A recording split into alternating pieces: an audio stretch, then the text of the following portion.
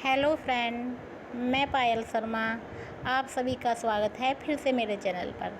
आज हम पढ़ेंगे कक्षा 8 की बुक व्याकरण वाटिका से समास, जो कि आपका चैप्टर 7 है। आप देख सकते हैं अपनी बुक में जाकर चैप्टर 7 पर जाएंगे तो आपको वहाँ पर मिल जाएगा, ठीक है।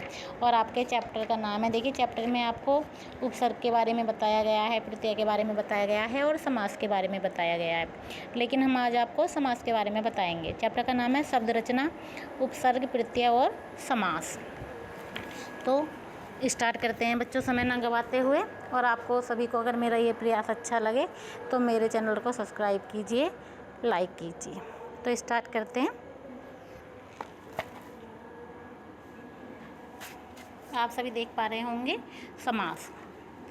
सबसे पहले हम ये जान लेते हैं कि समास कहते किसे हैं। जब दो या दो से अधिक शब्दों को मिलकर कोई नया शब्द बनाया जाए, दो या दो से अधिक शब्दों को मिलकर किसी नए शब्द की रचना की जाती है तो उसको कहते हैं हम समास। एक आप इस तरीके से समझ सकते हैं, संक्षिप्तीकरण की प्रक्रिया को ही समास कहा जाता है। जैसे देखिए हमने लिख दिया राजा का पुत्र। राजा का पुत्र, 3 शब्द आ रहे हैं इसमें, राजा का पुत्र, तो हम इसको कहेंगे राजपुत्र। ऐसे बहुत सारे एग्जाम्पल देखिए, आप देख पा रहे होंगे अपने सामने। पुस्तक के लिए आलय, तो इसको एक शब्द में कहेंगे पुस्तकालय। तो संक्षिप्तीकरण हो गया, कहाँ 3-4 वर्ड थे और कहाँ उसका एक वर्ड हो गया, पुस्तकालय। विद्या का अर्थी यानी विद्यार्थी। जैसे अध्ययन के लिए सामग्री, अध्ययन सामग्री। ज्ञान की वृद्धि, ज्ञान वृद्धि। प्रचार प्रसार, प्रचार और प्रसार। इस तरीके से जब यह दो या दो शब्दों से मिलकर किसी नए शब्द की रचना की जाएगी तो उस प्रक्रिया को हम क्या कहेंगे, उस प्रक्रिया को हम कहेंगे समास। तो समास का अर्थ सभी बच्चे समझ गए होंगे। दो या दो से अधिक शब्दों के मिलकर जो नया शब्द बनाया जाता है उसको समास कहते हैं, ठीक है। अब उसके बाद में देखिए समास के भेद पढ़ेंगे कि समास के भेद कितने होते हैं। तो देखिए बच्चों, आप सभी देख पा रहे होंगे समास के भेद, देख पा रहे हैं इस तरीके से। तो समास के 6 भेद होते हैं। कितने भेद होते हैं? 6। सबसे पहले पढ़ेंगे अव्ययी भाव समास। देखिए नाम में ही अव्यय आ रहा है। अव्यय तो आप पढ़ चुके होंगे, आपने काफ़ी क्लासों में पढ़ा होगा, 6 में पढ़ा होगा, 7th में पढ़ा होगा कि अव्यय कहते किसे हैं, ठीक है। जो शब्द ऐसे होते हैं जिनमें लिंग से वचन में काल कुछ भी चेंज हो जाए लेकिन उनमें कोई परिवर्तन नहीं आता, तो वो वर्ड होते हैं अव्यय वर्ड। इनको आपने पढ़ा होगा अविकारी वर्ड भी कहते हैं। तो सबसे पहले मैं आपको अव्ययी भाव के बारे में बताऊंगी डेफिनेशन। इस समास में दो शब्दों से मिलकर जो शब्द बनता है, ठीक है, दो शब्दों से मिलकर जो शब्द बनता है वह अव्यय का काम करता है। अव्यय यानी क्रिया विशेषण का काम करता है, इसलिए इसका नाम अव्ययी भाव है। इसलिए क्या कहेंगे, इसको अव्ययी भाव कहेंगे, ठीक है बच्चों। तो अव्यय आएगा। अव्यय आप समझते हो कि जिन वर्डों में हम चेंज नहीं करते हैं, चाहे लिंग चेंज हो जाए, चाहे वचन चेंज हो जाए, चाहे काल चेंज हो जाए, वो चेंज नहीं होते हैं। जैसे आपने वर्ड सुने होंगे धीरे धीरे, एक, प्रत्येक, बहुत सारे वर्ड ऐसे हैं जिनमें कुछ भी चेंज हो जाए लेकिन वो वर्ड चेंज नहीं होंगे। जैसे कि प्रतिदिन, दिन दिन, अगर इसका विग्रह करेंगे दिन दिन, हर दिन, ठीक है, तो समस्त पद क्या होगा, प्रतिदिन, ठीक है। जैसे हो गया प्रत्येक, एक एक, कभी आपने सुना हो वाक्य कि एक एक प्रत्येक को प्रसाद दे दो, तो इसका मतलब ये है कि एक एक को दे दो, जो भी हैं सभी को देना है, ठीक है ना।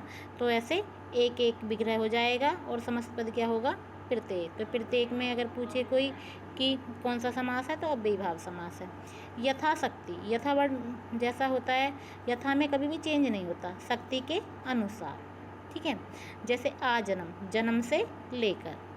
अनुरूप, रूप के योग्य। बेखटके, बिना खटके। प्रत्यक्ष, आँखों के सामने, ठीक है। तो ये सब किस में आ जाएंगे, अव्ययी भाव में आ जाएंगे। और बच्चों एक बात और, पुनरुक्ति होने पर भी अव्ययी भाव समास होता है। पुनरुक्ति का मतलब है एक बार 2 बार आ जाए, जैसे जल्दी जल्दी, जल्दी जल्दी कर दीजिए, साफ साफ बताइए, गली गली घूमें, इस टाइप से। जब ऐसे 2 वर्ड एक साथ आते हैं, ठीक है, तो वहाँ पे भी कौन सा समास होता है, अव्ययी भाव समास होता है। अव्ययी भाव आप समझ गए होंगे। अब सेकंड नंबर पे देखिए तत्पुरुष।